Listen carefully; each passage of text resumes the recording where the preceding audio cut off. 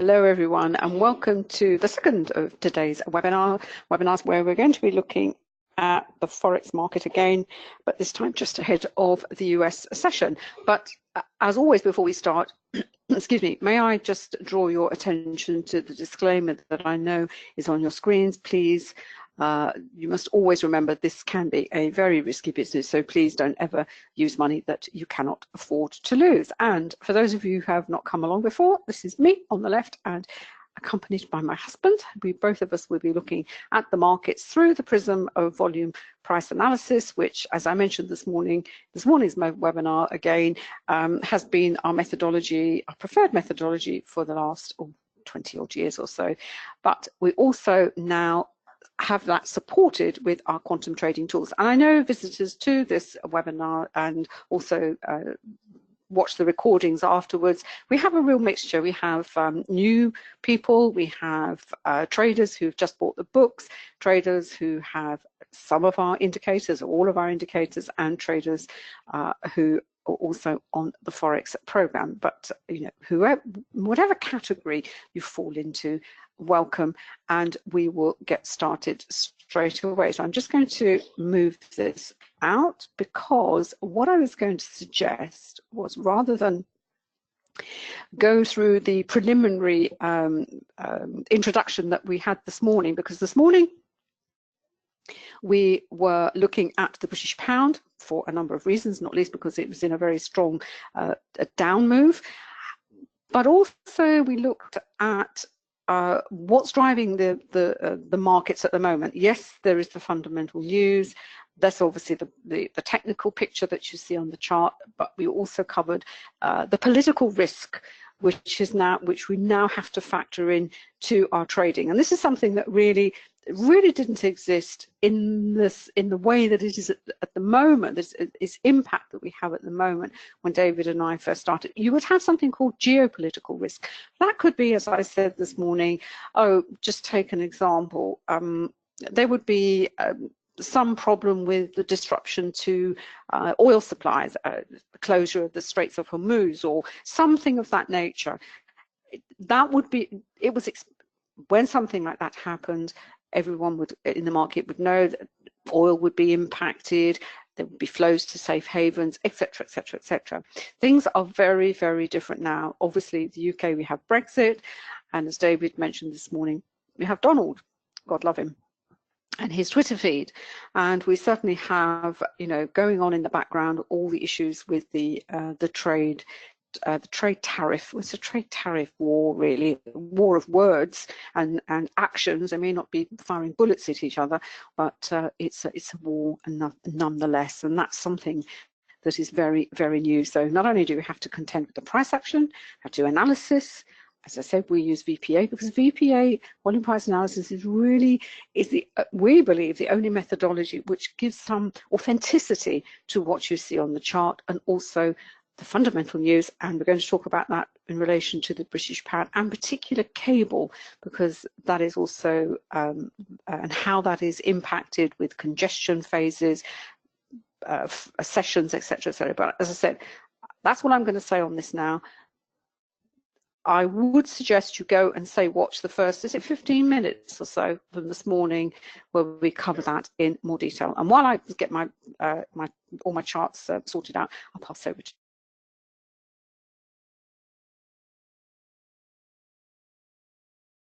Oh, sorry, caught me unawares there. I was just hunting around, looking at all the other markets as well. Apologies, and a very warm welcome from me. Good to have you here today. Hope the weather is good where you are, and it's not the middle of the night. I know we have traders from all around the world join us at all different times of the day and night, so warm welcome. If this is your first time of coming along today, a warm welcome too. I know we've got quite a few regulars in the room also, but if it's your first time, if you have any questions, we're quite happy to answer them either in the chat box if they're short questions, or if they require a more detailed answer, we will answer them on air for you. Anna's just sorting out her charts there, and as you've no doubt been watching, the British pound has been under the cosh, and it's been under the cosh for several days now and likely to continue to do so. The only thing I would say, just as a heads up to particularly tomorrow, which, as I'm sure many of you are aware, we have the European elections going on in the UK, within Europe, still currently, just. The results of those elections are not due until the Sunday evening. So if two things, first of all, if you're holding positions over the weekend, just be aware of that fact, because there will be huge volatility. And if the result is as expected, where from the UK perspective, at any rate, there is a massive move to support the Brexit party, which is what the polls are suggesting by some distance, and appalling results for our current mainstream of parties of Conservative and Labour particularly, then that is probably going to have a serious impact on the pound. We may well see a gapped up open or lower. I would expect it to be lower, so we'll probably see a gap down. We had one last weekend, which was certainly on the Aussie, I think, from the results there. Again, politics playing a huge part. So it was a gap up in that case, and that gap is now being closed. So just a heads up, that is what is going on over tomorrow and into the weekend. So do not be surprised to see gaps, gap down, particularly for the pound pairs, if that result does indeed hold. And from there on, expect volatility on Monday as well, and probably further selling of the pound in due course. I'm going to pass back to Anna, and we will get going. The excitement around with Brexit, we do, it's easy to overlook that we're moving into obviously the US session now, and we've got core retail sales up at 1:30 for Canada, and of course today is FOMC minutes day, so more volatility later on, 7 o'clock our time as well. So really a very busy day for both fundamentals and, as I said, the political element that is now makes up part of the market. Very, very quickly, this is the CSI with the matrix above, just to give us a flavour of where the currencies are at this point after the moves in London earlier on. I've got the 3-minute, the 10-minute, the 30-minute. I tend to use the 30-minute or the hour as a kind of benchmark because when I'm on the faster time frames, I need to know what I'm trading against, as it were. I have the daily up for some context to see whether the overall on the day the bias is bearish or bullish. But for the kind of time frames that I'm looking at, as I said, on the faster ones, my benchmark chart, what am I looking to trade against? It would either be the 30 or sometimes the hourly chart. Now, if I'm trading the hourly chart, then my benchmark would be obviously much further out. It could possibly even be the daily chart. And we can see here very, very clearly what has happened over these timeframes of the pound pairs. Let me just, I've got the Aussie there, let's put the pound up. We can see here that the pound fairly comprehensively sold during the morning session, beginning to see a bit of a tick up as that selling has come to a pause, as you would expect, and the pair where it's really been hit pretty hard is the against the Swiss franc, and the Swiss franc is a safe haven currency as well. And what I have behind, I just have if you like, the manual version of what you can see on those two indicators. So if you've got the indicators, what the indicators tell you, first of all, they tell you individual strength or weakness, movement in the individual currencies, and then what the matrix does, it ranks the pairs into which have been moving the most, if you like, in this particular time frame. Now, if you don't have those indicators, then you can do this exercise manually. I just have the daily charts for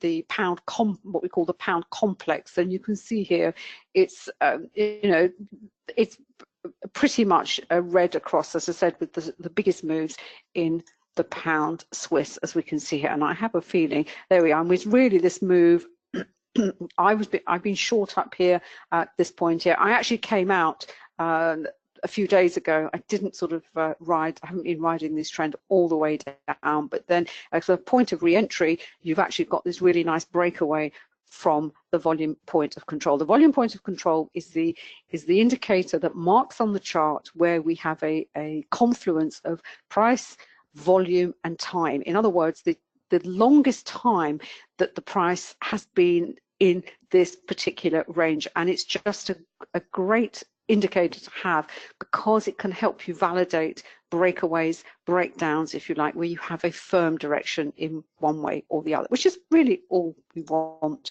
to know. But let's go back to the cable, because what I wanted to highlight is is actually the 3-minute chart. And we were talking this morning, I think I might be I don't think I can capture what it was this morning. We were talking about consolidate. Let me move that to 6-minute and hopefully I can capture. There we are. Right. This was the chart. This is the 6-minute chart, but the 3-minute chart is obviously an expanded version of this. This morning, when we were looking at the, when we were doing the webinar, you can see here where cable was in a very, very, very tight range. And in fact, the volume point of control was up here, moving into the, before the European Open. The move in the pound, or the move lower in the pound, was actually, if you look at this timestamp, we've got 8:42. That's it in real time. Our time it's 6:42. With MT4 and 5, you have to. One of the disadvantages of the platform, I think, is that it doesn't give you your local time. It doesn't. The stamp at the bottom of the chart, it's either the time, is it either the MetaQuote server or your broker. Mine always seems to be running 2 hours ahead. So when I see 8:42, my local time is 6:42. This is where the volume point of control was this morning. As I said, if you watch the beginning of this morning's webinar, you can see it. We actually talk through this waterfall and why it was a clean breakaway, and what VPA was telling us at the time to validate the move lower. Then this is the reaction around London. Lots of volatility, lots and lots of volume coming in, and we ended the webinar at about 20 to 9 this morning, David. And what I said at the end of the webinar, I said, Jet, we've had the waterfall, and now we're going to go back into consolidation. And the reason, because we were waiting for the CPI. So this is the period going up. This is, as you can see here, 11:10, which is 9:10. And this was the reaction. We had a bit of a lift from the CPI, but then what's happened is we have gone back into consolidation. The VPOC has moved down because this is now moving sideways again. You can't say whether it's more selling or buying. All we can say is the market has decided that within this price range, between these pivots high and pivot low, I've also got fractals as well. With the VPOC in the center, the price is not going, for the time being, not going anywhere, although it has, as I said, a bearish bias, certainly on the daily. What we've had subsequently is we've now had a break away again from the volume point of control. But look at this candle here. We've got this candle here. We had it was on volatility, a second one on volatility, and we had a lot of stopping volume coming in. And that's sometimes what happens when you have crossover periods. Whatever's gone on here in the London session, the traders coming into their desks today, well, that's awfully interesting, but we're going to, it's how do we interpret what we've seen here? I'm talking about the short-term, the shorter-term timeframes, and unless you understand the function of consolidation periods, of phases of price action, why they appear at different points on your chart, you are really going to struggle. And one of the things I really get cross about on the internet, and I read about people who say, I can give you 3 strategies to trade any chart at any time. Well, that sort of supposes that the chart is always kind of doing maybe one of 3 things, and that's not always the case, because you can have a consolidation period with no volatility, you can have a consolidation period with a lot of volatility, you can have a trend, as we have here, with a smooth trend with no volatility. This is a trend, but it's got volatility in it. Why? Because we've had the volatility candles triggered, and before they were triggering, that would have been a lot of choppy backwards and forwards, backwards and forwards. Then you have the volatility triggered, and you think, you know, fast price action, that is not a nice smooth down trend. In hindsight, it looks like a nice smooth trend, but if you have the quantum tools, when this indicator was triggered, it's not necessarily a smooth run down. But if you understand the relationship between what is going on here with what is going on here, that will also keep you in this move. Now we're back in consolidation again. We've got a little bit of buying of the British pound. I just moved over the CSI over here. I just want to undock this so I can change the time frame. Let's go down to the 6-minute chart that we're on here to match that as well. And we can see here exactly what I mean. You can see the buying that's coming into the pound. What it's being bought against probably more strongly is the euro, because the dollar, that's the little move we're seeing now, but we can see the dollar actually beginning to tick up once again. Looking at our time charts, you say, well, where is this going to? Because it's all very well saying, yeah, I'm going to take maybe a very quick scalp to the upside, but I need to know what levels it's going to go to. Well, the chart tells you, first of all, the most important level on here is the volume point of control, which is 26.68. If it manages to get back there, that is certainly the first major point of resistance. I haven't got the Camarilla on here. I'm just going to use the levels that are on the chart. And we have the sort of weaker levels here as printed by the support and resistance indicator here as well. If we move up the chart, let's see what the 30-minute chart is telling us. Well, we had a volatility candle down. Then we have got a retrace back into the spread of this candle. It still looks weak because the daily chart, as we can see, it is very, very bearish at the moment. What is interesting on this downwards move, particularly yesterday, where we had this strong up move when Theresa May was speaking, and then when we had the political reaction to what she was saying, there was a strong sell-off of the pound. What is worrying is the volume. The volume here is really not, doesn't really justify, or the price action doesn't sort of match the volume that is down here. So who knows? We will have to wait and see. But as I said, this for anything to do with sterling, it is really more political risk than fundamental. Now, when you come to, maybe, you know, you've missed this move and you can see the pound has been selling off strongly, and do you want to join back, do you want to try and capture some of that move down, or do you want to wait for the reversal? Certainly on the time charts, the faster time charts, what we always suggest is you use the Renko. This is the Renko on the MT5. David has got his version on Ninja, and we can go and see it in action when we move over.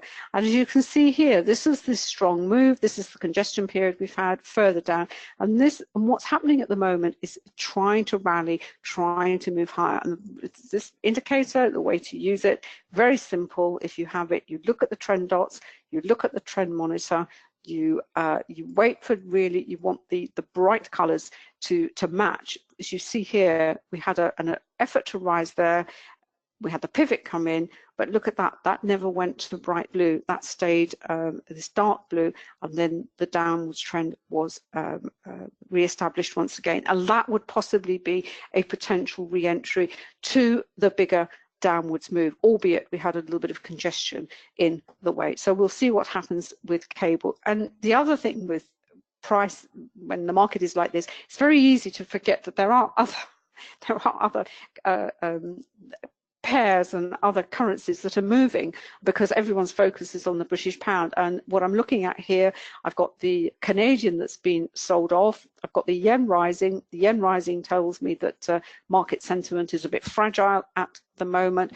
But I have to be aware with the Canadian, I've got retail sales coming up at 1:30. Anything you want to say, David? Oh, by the way, if you've got any questions on anything we say, any of the indicators, whether you're a customer or not, please just put them into the chat box, and we'll be more than happy to answer them. Really anything trading related or indicator related or VPA related.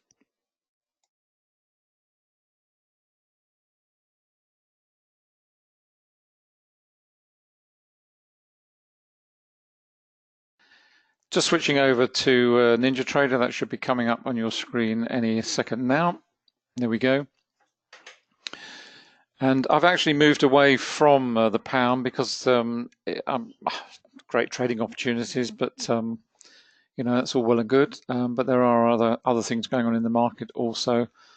And of course, as we move into the US session, then focus tends to rotate out of European currencies and much more into dollar-centric and Canadian and so on and so forth. So I've just moved on to the Aussie yen.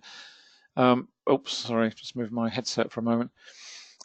Primarily because this is, Anna was looking at the down move in cable. This is on a 30-minute time frame, but the principles are exactly the same. This is for the Aussie yen. And this is just a nice example of confirmation of the bearish nature of this particular pair on this particular time frame, where you've got rising volume and falling price. So in that case, the two are in agreement, because for a move to develop strongly, you do need to see rising volume, because it takes effort to fall, as indeed it does to rise. So it's just a nice example there. It's not a particularly dramatic move. It's not a very strong move, but nevertheless, it's certainly signaled on the CSI and across the market as well. And perhaps more importantly, just heading over to, let's have a quick look at the three indices themselves. What we're seeing right now is precisely that. This is the yen index. These are all on fast time frames. This is 5-minute. So we're seeing some pretty strong yen buying going on right now, and I'll show you why that is in a moment, but that's what we're seeing. So across the yen complex, it'd be a question of digging out those pairs which are perhaps moving more strongly. Amongst them, perhaps the Canadian yen would not be one of those, purely because you've got fundamental news coming up in, 20 minutes or so. So that one may be in a congestion phase ahead of that particular release. But certainly that's what we're seeing now. We're seeing yen buying quite strongly on the faster time frame. This is the dollar. Let's just see what's going on in the dollar. We had a rally over the last sort of hour or so. Now it's sort of come off a little bit now as we get into the US session. And we're seeing some over on the right-hand side. There we go. That's the euro. We're seeing some euro buying, and that's just now peaking out, topping off at that level. So the one really that's focuses the mind is the yen. And the reason for that is very simple. If I go over onto the indices, which I've got down at the bottom here, I've got the three primary indices. The top level is daily, so you've got the YM, the ES, and the NQ up at the top line. And down at the bottom, we've got the 5-minute equivalent for those. And as you can see, pretty much throughout the morning, pretty much the same. That's what we've been saying. This is, as Anna said, NinjaTrader is great because it does give you the timestamp associated with your local time. So this is where we are. This is 1:15 in the afternoon for us. This was 11:15, so basically a couple of hours ago. And again, you've got a really nice example here. You've got a trend, a downwards trend that's developing quite strongly, and you've got this nice inclination, this rise in volume that's associated with it. And it really is looking rather weak at the moment. Not sure if Donald's involved yet, probably still asleep maybe. But there we go. So it's, it's the trade wars again. It's nervousness about all of that and everything else. But when, sorry, Dan? Oh, there's all sorts of stuff going on. But essentially, what we're seeing reflected in the yen is very much reflected in the indices themselves, because it's risk off at the moment, and no one is. There's been this nice trend throughout the morning on rising volume. Had a volatility trigger on that last candle. If it clears that, moves on down, then we're through into pretty light volume on the volume point of control. So expecting that to move deeper still. Trend monitors nicely red, holding us in, even through these little pullbacks and reversals, which are part and parcel of every single price chart you ever look at.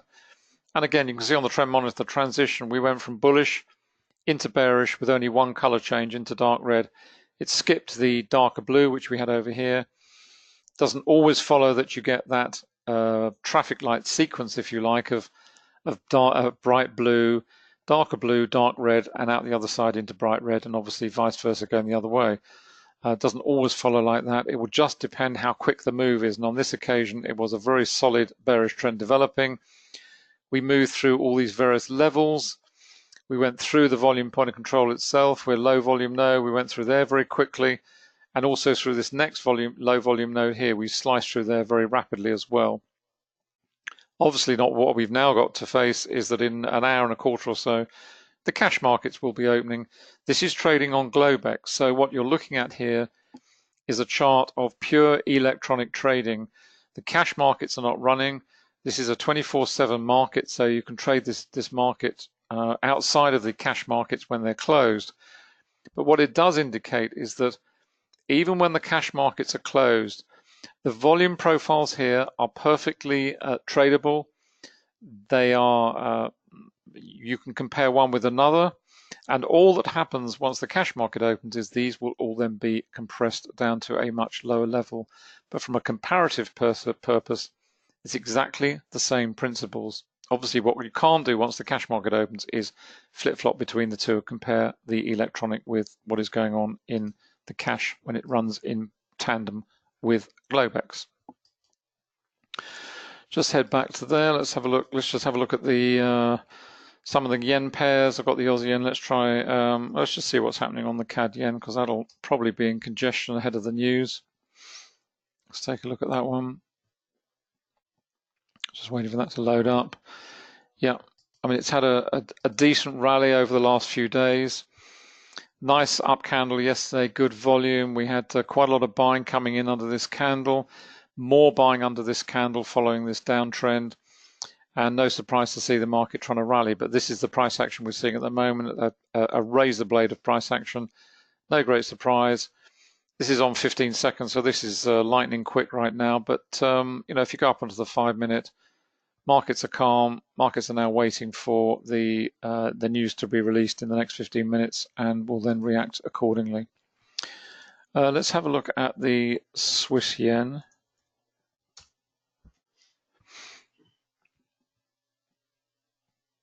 I'll just wait for that one to load up.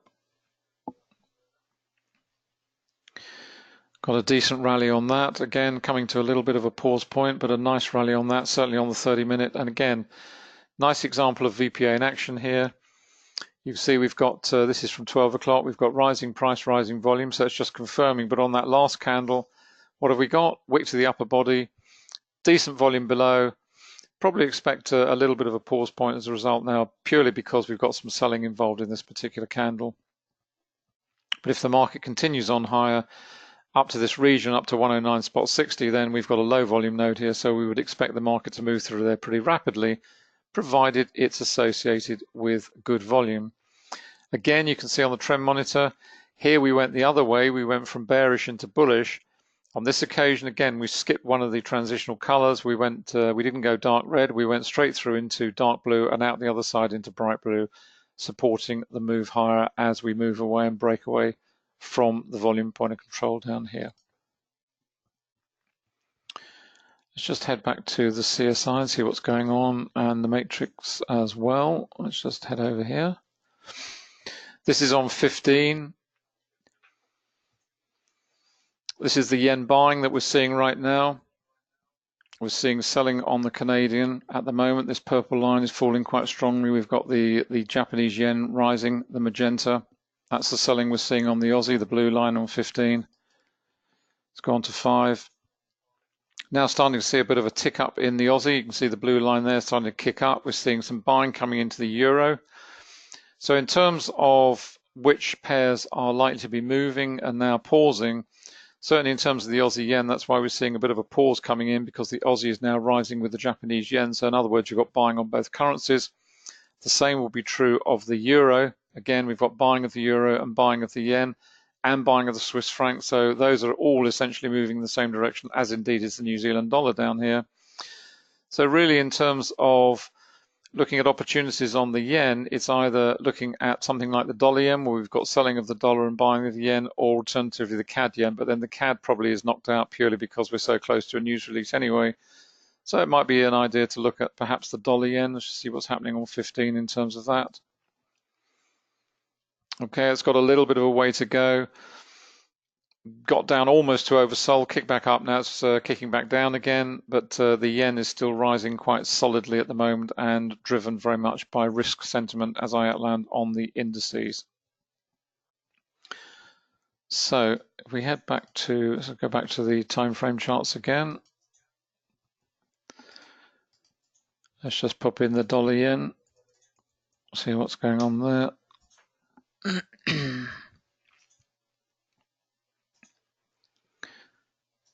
There we go, and that's just loaded up. And again, you can see more VPA examples here. Here we go.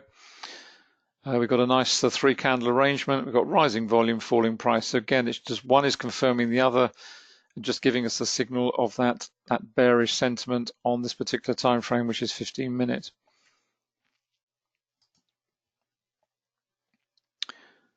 Let's pull up the 5 minutes, see what we've got there.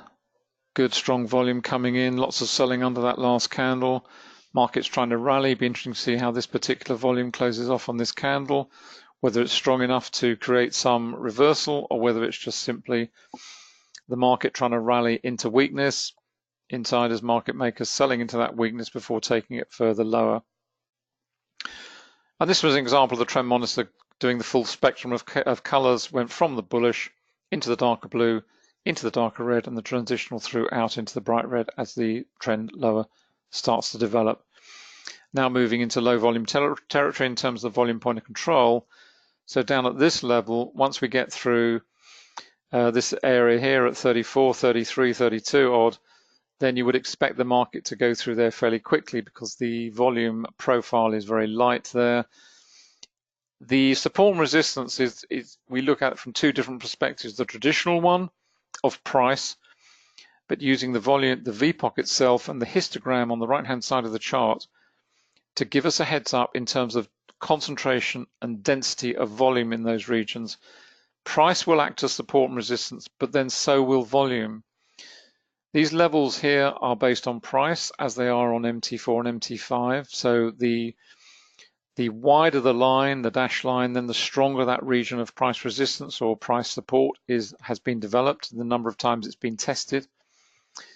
But in terms of volume, where you get very heavy concentrations of volume, for example, around the volume point of control, where you've got the greatest volume concentration on the chart, then those are regions where you expect price to pause, congest, purely because you've got orders, masses of orders sitting there, because price has been at that region for some considerable time. What the volume point of control does is brings in the element of time. In looking at this relationship here, this is very much a linear relationship between volume and price. But when you look at the histogram here, this brings time in, because what time does is it then denotes the amount of time that a market has been in congestion, and therefore the heavier concentrations of volume. So volume, price, and time is up the y-axis, whereas volume and price is on the x-axis.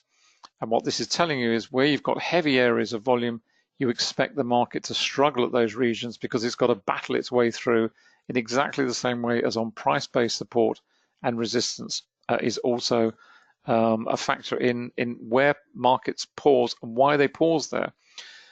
And leading on from that is a further question, which is this, that if a market has paused at a particular level, then clearly that level is important, and therefore you expect the market to pause at that level again if it's revisited.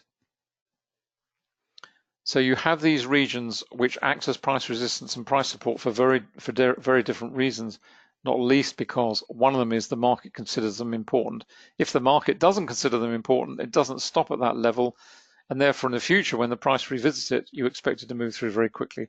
And that's why it's so important that that's what this indicator tells you. It reveals clearly and simply where you've got low volume regions and higher volume regions, and the anticipation of what price is like to do once it gets to those levels. As I said, right down the bottom here, if we do move lower, then this region here is very lightweight. There's very little, in fact, there's no price support there either. So you would expect the market to move through there pretty swiftly.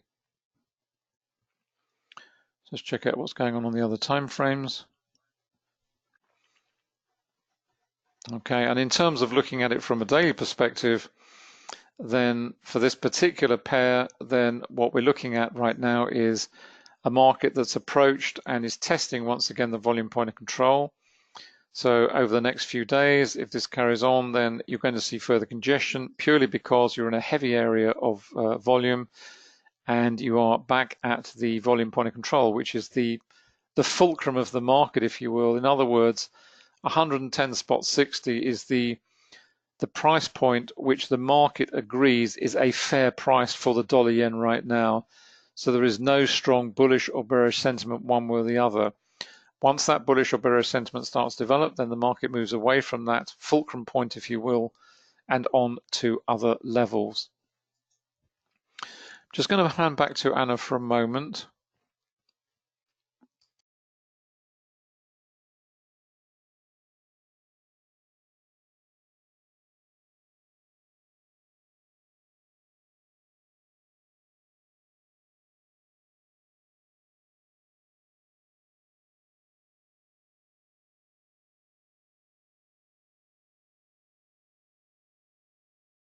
Just gone back to cable for a moment there. Yeah, do you want to, you've got cable there? Yep, I've got it here. Yep, I've put it back in. Just see where we're going. It's the daily chart's exactly the same, pretty much identical.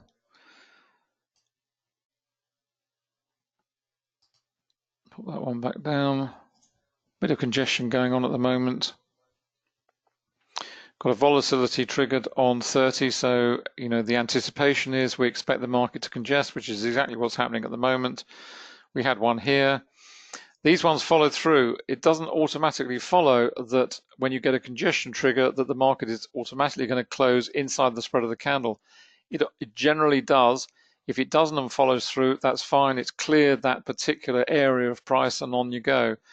But we had one here to the upside. It then can reverse back inside, down to the downside. It then reversed back inside the spread of that one. Now we've got more volatility. Now we're trading inside the spread of that candle. When you're using multiple timeframes in this way, it just gives you so much heads up information as to why things are happening and the reasons for them. You can also see this is on the 5-minute for cable. We had the volatility triggered. Then we had a ton of buying coming in of this candle. So two reasons, if you will, to expect a reversal of some description. It's not huge. Bear in mind, this is 65. Sorry, this is 50 up to 62. So this is only this is a 12 pip move. Nevertheless, it gives you an indication of using and applying VPA in whatever time frame you choose. But as you can see here, we had a ton of buying coming in here, big volume underneath it. And indeed, it's we've seen this reversal. Now what are we expecting? Well, we're going to claw our way back up to the volume point of control, which is sat here. So we're not expecting, I'll just pull that over a little bit, a lot of congestion. We're not expecting this market to rocket higher, or certainly probably lower in due course. But we've also got some price-based resistance here. You may not be able to see it, but where my cursor is here, we've got some pretty well-defined regions there. We've also got another one up here just at 70 odd. So between the volume point of control and those two regions of price-based resistance, there's a ton of stuff now sitting overhead to hold this market up and prevent it from really moving up in any dramatic way. You'll see we've got some transitional colors coming in now. So there is a pause in terms of the strongly bearish trend for the time being, but that's not a great surprise. And obviously, if you're out on the slower time frames, once you go out to 15 and 30, there's not a flicker of a change in terms of the trend monitor there. You wouldn't expect it because it really hasn't registered as yet as any potential sign of a pause point even in the longer term bearish trend on a 30-minute time frame, or indeed even on the 15 for the time being. Obviously, if that does follow through, if, for example, on the 5-minute, this develops into something more meaningful, then clearly what happens is the trend monitor changes here first and then gradually ripples its way through across the time horizons. But that is going to take a little while, and if and until that does happen, for the time being, traders out here on the slower time frames are just looking at this as a reversal, which happens in all time frames, and the market is just pausing and remaining firmly bearish for the time being. Let's just see where we are on the CSI in terms of the pound. There we go. That's on 15, and obviously you need to go out to 30, probably up to an hour. It's still very heavily oversold, but at some point it will start to recover. And as always, when you're looking at the CSI as the starting point, it's whether you're looking to jump into a trend. For example, you look at something like the Aussie yen, which is a good example right now. Aussie is falling quite nicely and the yen is rising quite nicely. Now, jumping into that one means that you've actually lost quite a lot of the trend that's already underway, this sort of area. The benefit to that is that when you place your stop loss on your position, then it can be much tighter because that trend is already developing nicely. Alternatively, if you look at something like the Swiss franc and the pound, if you decided that, well, actually, do you know what? The pound's been absolutely battered. Politics to one side, let's assume this is, not overridden with politics. If this was just a regular currency pair, you'd be looking at that and thinking, well, okay, the pound's very solidly oversold. Swiss franc's equally solidly overbought. I'm going to look at that as a reversal, and I'm going to take a position in the market, look at the chart, what's it telling me, look at the other indicators. Yep, that all looks fine. Put your position in the market. Your stop loss would have to be relatively wide.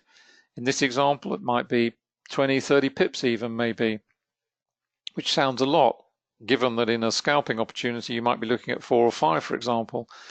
But that's what you have to cater for, because you've got to allow for this buffering that's going on. This is staying here. The Swiss franc might stay up here for a little while, but at some point it will move and it will start to sell and the pound will start to buy. And at that point, you are then in a strong position because you've got in at the start of the trend. And the reason you've got in at the start of the trend is because you have paid a higher price of entry. Your entry ticket is 30 pips.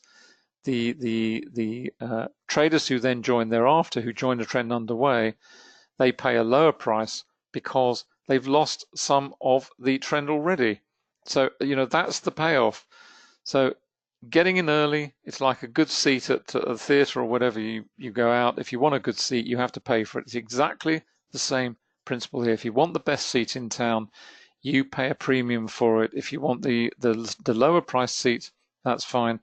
Then, that's up to you. I can see the Canadian dollar here. You see this purple line is just kicked up. The news must be out because it's 1:30 here our time, so the news has just been released.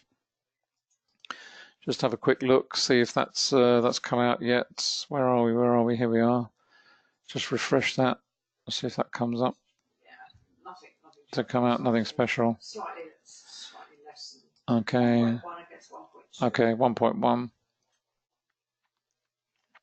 I've got oil data anyway today. Got 1.7. 1.7 and 1.1, so it's pretty good. For retail sales, pretty strong. So that should help the CAD. It's strong on both. And then later on, of course, we've got crude inventories down here, which again, I was saying this morning, I don't really understand some of the classifications that Forex Factory now apply. I've got to be honest, they do seem to apply an awful lot of yellow, in other words, tier 3 level, to what Anna and I would consider certainly tier 1 or at the very least tier 2, and crude oil inventories would certainly figure in that, because this will move the market.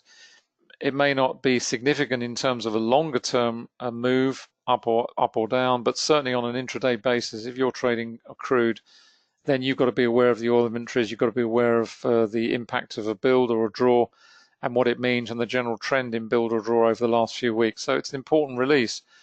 So I find it very strange that some of these releases are.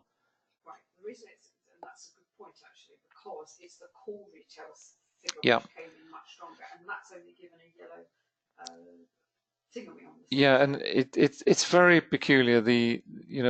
It's it's like the pound this morning up here. You've got core CPI, and it's given a tier 3, a yellow, in other words, significance. Now, as we said this morning, it was unlikely that the market was going to react very strongly anyway, because the dominant factor on pound right now is Brexit. Let's face it, there isn't another game in town, and you can have any news release you care to mention, unless there was a shock increase in interest rates, which just came out of the blue. But other than that, anything else is going to be of secondary interest, certainly of secondary impact in terms of its impact on the pound right now. And certainly that was the case this morning because Brexit dominates.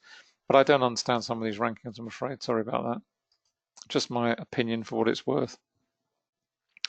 Right, let me pass back. I'm just going to pass back to Anna, go back to the charts one last time. There we go. So just on cable, and we're in congestion phase at the moment, but there we are. We've got the volatility triggered, and we're just trading inside that range for the time being. I'll pass back to Anna.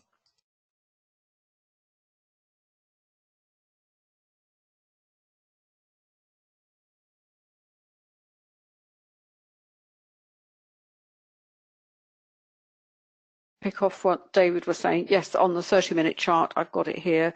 Because we've got this volatility candle, we're in the range of the candle. And actually, I mentioned this morning that with the trigger of the volatility, it also gives you another resistance and support level. And if this is going to carry on higher, there is pound buying, but it's also been driven by quite heavy dollar selling.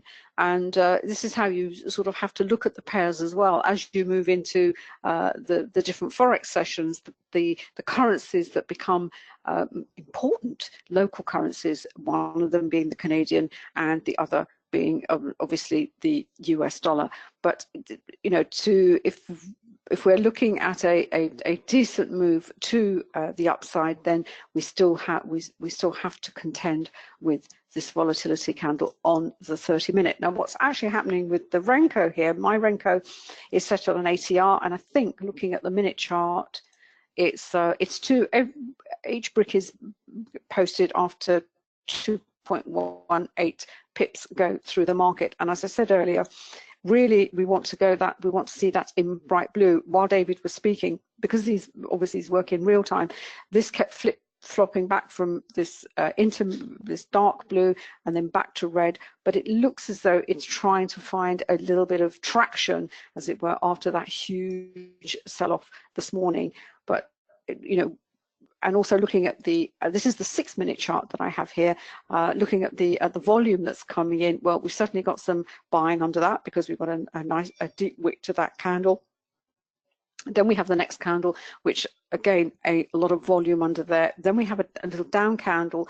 We have sort of again, this is an anomaly because you have a very compressed candle with a reasonable amount of volume underneath it. If that was selling pressure, that candle would be much wider than it actually is. There's definitely price support coming in here. We can see that on the 6-minute chart of our CSI. We can see the pound desperately trying to crawl its way back up, but we can also see the dollar falling quite steeply. It's not quite on oversold. These numbers here, by the way, the 20 and the 80 on this indicator, they don't actually per se are of any significance. It was really to give some kind of reference, a frame of reference to when is something overbought or oversold. We can see here, if you like, this is the Swiss franc. We said that of all the pairs in the session coming up to New York, this was the pair that was at the bottom of our matrix. And in fact, I looked over at Forex Live, and the pound Swiss was the most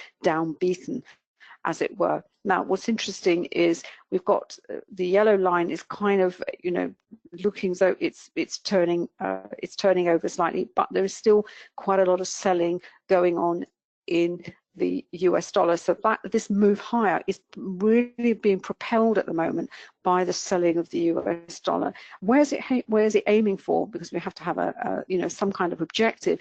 Well, the first objective is here, which is at the volume point of control at 126.68. And again, if this is going to be a genuine move higher with both volume and momentum, well, certainly with the momentum with the Renko, we really do need to see this move into a bright blue, but it could be just capped or certainly pause at the VPOC that we have here. Going on to the 30-minute, where is that? That's at 26.70, which is the top of that candle, 26.69, which actually coincides with the top of the volatility candle. So that's how also you look at the confluence of levels across the time frame. So as I said, the levels posted by the volatility candle are important. That also corresponds with the level that we see here on a faster time frame, and on a daily chart, as we see here, this is the candle. This is we probably can't see it very well. This is the wick to the bottom of the candle that we're seeing at the moment as the price tries to push higher in the session ahead. And you really have to see this session as by all means look at the price action, you know, compare it with what has happened in the session that's gone by, but you actually have to see it. It moves in its own universe because it's going to be impacted by the, you know, local news, global news, and political risk as well. And just on the political risk side, certainly for Brexit, that parliamentary questions are on at the moment, which is a usual Wednesday thing. There's all sorts of rumours flying around that her time is actually up, maybe even by this afternoon. But we shall see what happens. What? Yeah, indeed. So we shall see. Anything else you want to say, David, or is that it? I think we'll leave it there. It'll be really interesting to see whether that can move through through the VPOC. As is level-wise, it's the top of this candle. If it goes through there, if we move, let's move down a time frame. Let's see just the 12-minute chart. Yeah, David doesn't have a 200 MA. I have a 200 MA. That's the next sort of resistance level, as it were. Let me just put the Camarilla on here as well, because that will give us a let's have a look. Where is it now? Let's give us our levels here. Let's have a look. There we are. How does that go? Yep, here we are. This is what we have as well. We have the S3, and these are potential price objectives for this move that we are seeing in progress. So, but we still haven't had a bright blue in the Renko, which is what you want to see, because it tells us that there's going to be some momentum behind this move. So maybe a little bit of patience, and also keep an eye on the CSI, because we've also got the dollar coming down to quite oversold on the 6-minute. Got any dollar news coming up, David? I don't think we have we? Let's have a look. No, we've got, let's have a look. We've got the FOMC this evening. We've got a Fed speaker, and we've got the crude oil inventories, but that's going to impact much more the Canadian dollar and the Canadian yen as a pair, and also the dollar CAD. That's it. Anything else you want to say? And on that happy note, let me just very quickly, because I think we've got some new people, the indicators, as I mentioned earlier, are from quantumtrading.com.